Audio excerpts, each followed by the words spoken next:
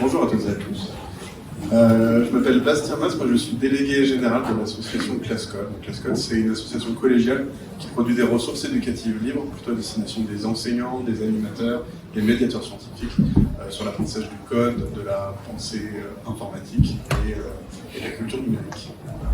Et donc pour ma part, bonjour, je suis Michel Marimaudet, je suis directeur général d'un éditeur de logiciels open source qui s'appelle Inagora. Et en juin 2023, on a lancé une communauté qui s'appelle OpenLLM France, qui a vocation à développer des communs numériques dans le domaine de l'IA générative.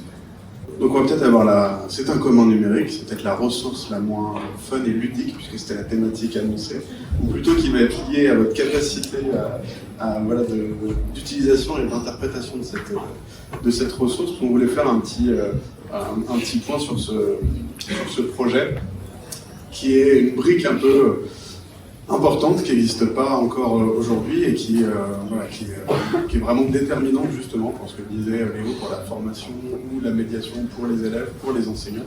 C'est d'avoir un modèle ouvert et notamment dédié à l'éducation.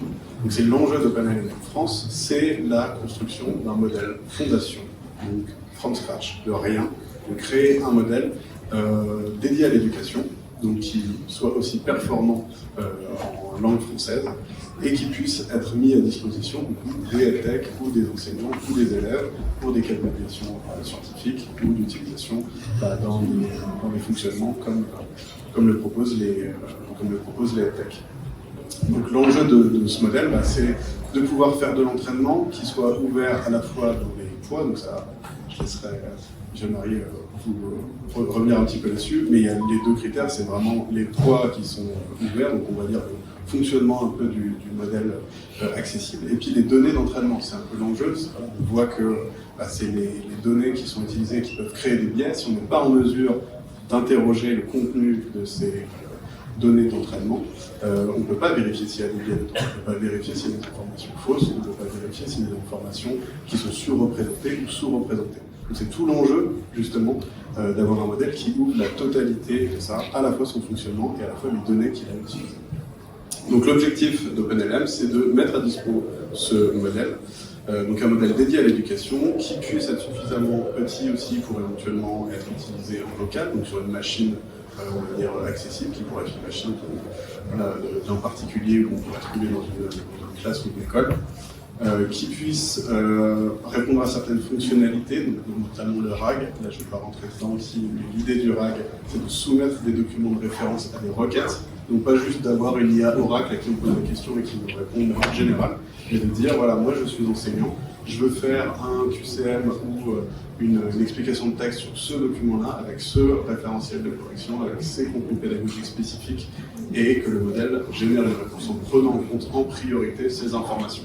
Donc c'est vraiment ce qu'on veut utiliser en éducation, en recherche. Ce type d'architecture-là nous soumet de l'information, c'est ce qu'on veut pousser, donc on veut mettre ça à disposition pour ce modèle. Et c'est un outil qui a vocation à être mis à disposition au EdTech, qui aujourd'hui utilisent les modèles qui sont sur le marché, qui sont à disposition, qui peuvent être du Mistral pour les parties françaises ou du ChatGPT et OpenAI. Et ce qu'on veut, c'est fournir une alternative qui puisse permettre, qu'ils utilisent une brique d'un modèle qui soit souverain, français, documenté et réellement ouvert en droit et en données, et du coup aussi respectueux des consignes ou des exigences RGPD qu'on peut avoir, notamment pour les élèves mineurs. Alors donc pourquoi réentraîner un modèle alors qu'il en existe tant que ça ? En fait, ça a été dit juste avant, c'est qu'une grosse partie de la qualité ou des performances de modèle en fait, sont liées au dataset, donc au jeu de données d'entraînement. Et actuellement, tous les modèles que vous pratiquez, vous ne connaissez pas en fait, les données qui ont été utilisées pour l'entraînement. D'où, en fait, je vous conseille vraiment l'utilisation de Vitascience, puisqu'on le voit très très vite, ou souvent dans les conférences de vulgarisation, je prends toujours l'expérience dessine-moi une maison avec ChatGPT, et je vous mets au défi de lui faire réussir à dessiner ou à produire une maison qui ressemble à un habitat en fait, qu'on pourrait trouver en Europe ou en France. C'est normal, il n'a pas vu en fait, ces données en fait, lors d'entraînement. Et donc quand on s'intéresse au monde de l'éducation, qui est quand même un sujet sensible, je pense que c'est plus rassurant d'être sur une boîte totalement ouverte que en fait, d'utiliser une brique dont on ne maîtrise pas forcément en fait, les composants et comment elle a été entraînée. Donc, c'est l'objectif de ce projet, c'est de construire un modèle, ce qu'on appelle réellement open source. Alors, pourquoi on met réellement? Puisque globalement, aujourd'hui, il y a un peu d'open source machine, tout le monde se définit open source, c'est bien, c'est ouvert, ça ressemble à un commun numérique. Et nous, en fait, on rajoute à la définition de ce qu'on appelle un modèle open source, ça veut dire que les données d'entraînement seront librement disponibles, librement, en fait, auditables. Et on pense que pour la communauté, en fait, des techs, des enseignants et tous ceux qui s'intéressent finalement à ces sujets, c'est extrêmement important de connaître finalement comment a été entraîné le modèle. Donc, Lucie, puisque c'est son nom, ce modèle, donc aujourd'hui, il est en cours d'entraînement. Donc sa licence, en fait, ce sera une licence Apache V2. Donc en fait, ça veut dire qu'elle sera non restrictive, elle sera utilisable gratuitement.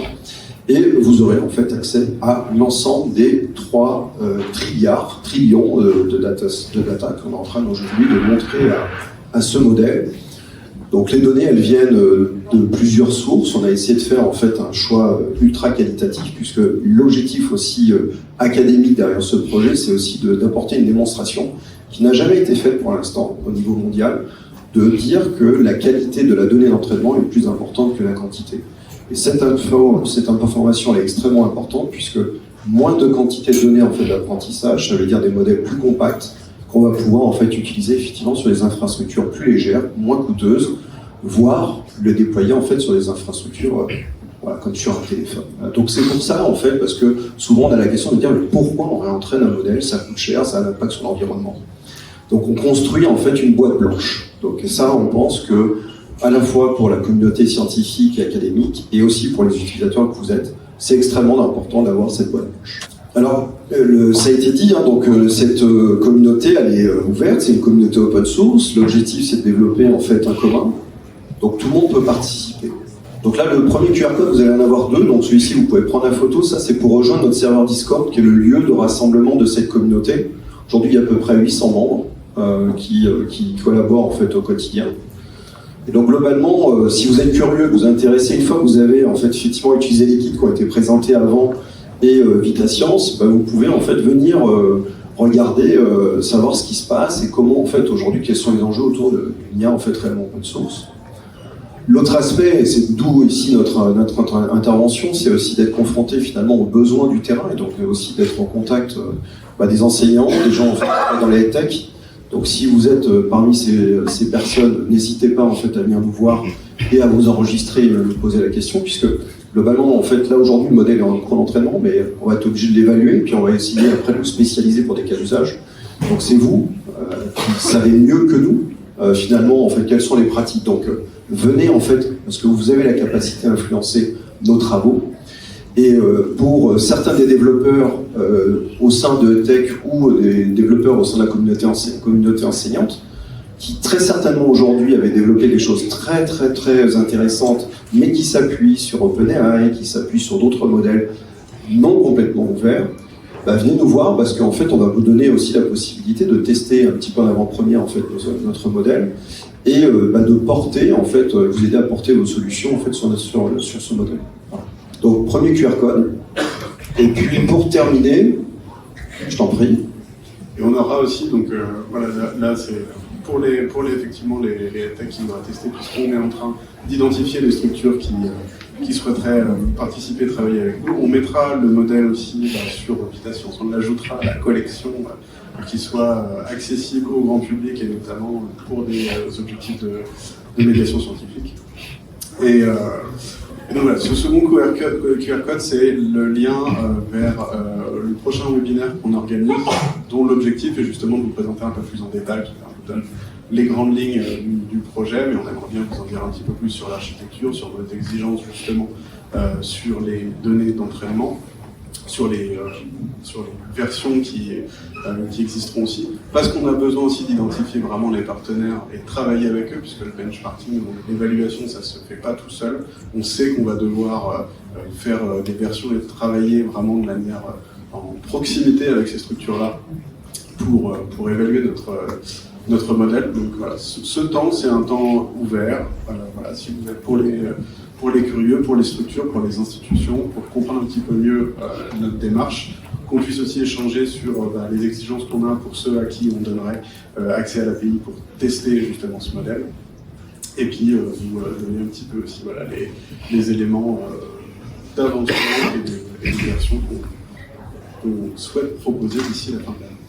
Et normalement, pour clôturer, puisqu'il nous reste moins d'une minute, normalement on aura fini l'entraînement, donc ça vous permettra aussi d'avoir en fait un petit peu en avant-première où est-ce qu'on en est en fait sur les benchmarks en fait, d'évaluation. Et puis en fait, ça c'est à peu près à mi-chemin en fait entre NEC et Educatec.